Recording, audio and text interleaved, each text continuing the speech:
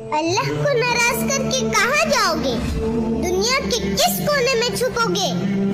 ऐसी कोई जगह नहीं मिलेगी। क्या आप चाहते हैं कि अल्लाह आपसे नाराज हो?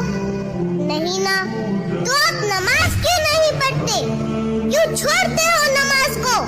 नमाज छोड़ना अल्लाह को नाराज करना है।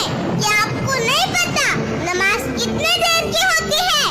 फजर 6 मिनट, जोहर 15 मिनट, असर 8 मिनट, मगरिब 10 मिनट और ईशा 18 मिनट। टोटल 57 मिनट है।